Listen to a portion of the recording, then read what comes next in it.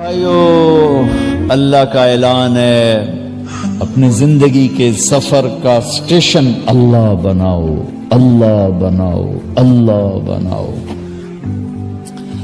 اللہ کو پانے کا سفر سب سے حسین سفر ہے۔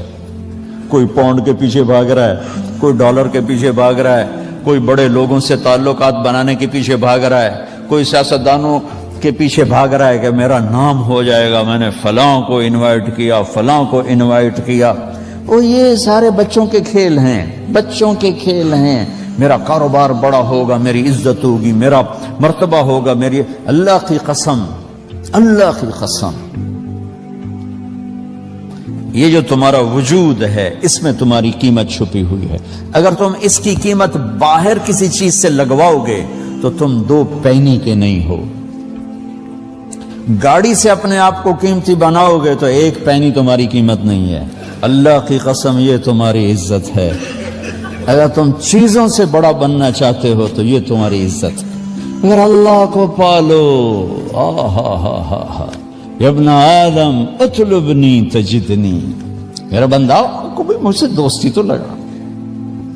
ساری دنیا کے بادشاہوں سے دوستی لگانے میں پہل کرنی پڑتی ہے، اور میں اس قربان جاؤں جو کسی کا محتاج نہیں۔ لا تأخذه سنة ولا نوم لم يتخذ صاحبة ولا ولدا ولم يكن له شريك في الملك ولم يكن له ولي من الذل وكبره تكبيرا هو الله الذي لا إله إلا هو عالم الغيب والشهادة هو الرحمن الرحيم هو الله الذي لا إله إلا هو الملك القدوس السلام المؤمن المهيمن العزيز الجبار المتكبر سبحان الله عما يشركون هو الله الخالق البارئ المصور له الأسماء الحسنى يسبح له ما في السماوات والأرض وهو العزيز الحكيم قل هو الله أحد الله الصمد لم يلد ولم يولد ولم يكن له كفوا أحد الرحمن الرحيم الملك القدوس السلام المؤمن المهيمن العزيز الجبار المتكبر الخالق الباري المصور الغفار القهار الوهاب الرزاق الفتاح العليم القابض الخافض الرافع المعز المذل السميع البصير الحكم العدل اللطيف الخبير الحليم العظيم الغفور الشكور العلي الكبير الحسيب المقيت الجليل الكريم الرقيب المجيب الواسع المجيد الباعث الشهيد الحق الوكيل القوي الحكيم الودود المتين الولي الحميد المحصي المبدي المعيد المحيي المميت الواجد الماجد الواحد الأحد الصمد القادر المقتدر المقدم المؤخر الأول الآخر الظاهر الباطن الوالي المتعال المتعال المتعال البر التواب المنتقم العفو الرؤوف مالك الملك ذو الجلال والإكرام المقسط الجامع الغني المغني المانع الضار النافع النور الهادي البديع الباقي الوارث الرشید الصبور الحنان المنان۔ یہ میرا اللہ ہے، یہ آپ کا اللہ ہے۔ بتاؤ اس کو کسی کی ضرورت ہے؟ لیکن وہ کہتا ہے میرے بندے انی لک محب، میں تم سے پیار کرتا ہوں۔ وہ جس کو کائنات کے کسی ذرے کی پرواہ نہ ہو، وہ کہتا ہے یا ابن آدم، یا ابن آدم، اے ایمان والو نہیں۔ ایمان والوں میں بھی شرابی بھی ہیں، شراب بیچنے والے بھی ہیں، سود کھانے والے بھی ہیں، جوا کھیلنے والے بھی ہیں۔ اے تقوی والو، اے علماء ہیں، اے صوفیاء، نہیں نہیں نہیں، یا ابن آدم، اے آدم کے بیٹے جو ساری زندگی پتھر کی پوجا کرتے رہے ہو، میں تم سے پیار کرتا ہوں۔ چلو کسی نے پتھر کو تو خدا مانا، ایتھیسٹ کوئی ہے ہی نہیں، اللہ ان سے کہہ رہا ہے اب میں تم سے پیار کرتا ہوں۔ تم کہتے ہو میں کوئی نہیں ہوں، مجھے گالیاں نکالتے ہو، میں تم سے پیار کرتا ہوں۔ ماں کتنا کلیجہ چیر کے رکھتی اولاد کے لیے، 1-2 گالیاں دو پھر دیکھو وہ کتنی محبت کرتی ہے۔ اور لوگ اللہ کو گالیاں دے رہے ہیں، اللہ کہہ رہے ہیں میں تم سے پیار کرتا ہوں۔ فَبِحَقِّ عَلَيْكَ كُلِّ مُحِبَّ، اگلی بات اس سے بھی مار دینے والی کہ اللہ ہمیں اپنی قسم دے رہا ہے، تمہیں میرے حق کی قسم، تم بھی تو مجھ سے پیار کر۔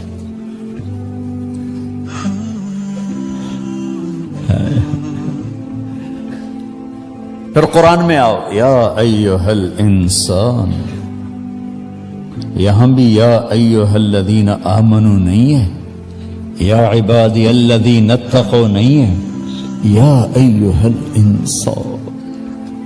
کیا درد ہے، آئے میرے اللہ، کیا درد ہے۔ ما غرک بربک الکریم الذی خلقک فسواک فعدلک فی ای صورت ما شاء رکبک۔ میرے بندے تو مجھ سے بدگمان ہو گیا، کیوں ہو گیا؟ خلاصہ بتا رہا ہوں، ترجمہ نہیں۔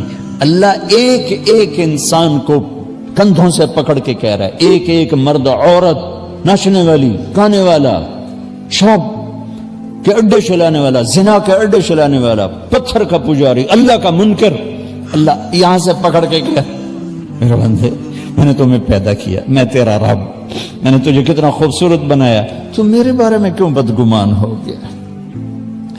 اولاد ماں باپ پہ ہی شک کرنے لگے کہ ماں باپ نے ہمارے لیے کچھ نہیں کیا۔ ماں باپ زندہ مر جاتے ہیں، ان کا دکھ نہیں دیکھا جاتا۔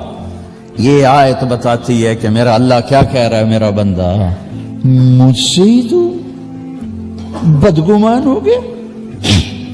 دیکھا ہے میں نے تمہیں کیسے بنایا، کبھی شیشے میں کھڑے ہو کے دیکھ الم نجعل لہ عینین، ان آنکھوں کی قیمت کہیں سے قیمت سے لے سکتے ہو؟ وَلِسَانًا وَشَفَتَيْن، یہ زبان، یہ ہونٹ کہیں قیمت سے لے سکتے ہو؟ اب میں نے بنایا تمہارے لیے۔ نحن خلقناہم وشددنا اسرہم، یہ تیرے جوڑوں کو میں نے مضبوط بنایا، تو تم میرے بارے میں کہتا ہے، میرے بارے میں بدگمان ہے۔ تو میرے بھائیوں، میرے بھائیوں، میرے بھائیوں، اپنی زندگی کی دوڑ اللہ بناؤ، اللہ بناؤ، اللہ بناؤ، اللہ بناؤ۔ اور اللہ ملتا نہیں جب تک محمد مصطفیٰ صلی اللہ علیہ وسلم کے ہاتھوں میں ہاتھ نہیں دو گے۔ ہیچ چیزیں خود بخود چیزیں نشد، ہیچ آہن خنجر تیغے نشد، ہیچ حلوائی نشد استاذ کار، تا غلام شکر ریزے نشد، مولوی ہرگز نشد مولا روم، تا غلام شمس تبریز نشد۔ کسی کے ہاتھوں میں ہاتھ دو گے تو اللہ تک پہنچو گے۔ کوئی چیز، ہمارا شاعر اقبال فارسی کی ربائی ہے، کوئی چیز خود بخود نہیں بنتی، کوئی بنانے والا ہوتا ہے۔ کوئی لوہا پڑے پڑے تلوار نہیں بنتا، کوئی بنانے والا بناتا ہے۔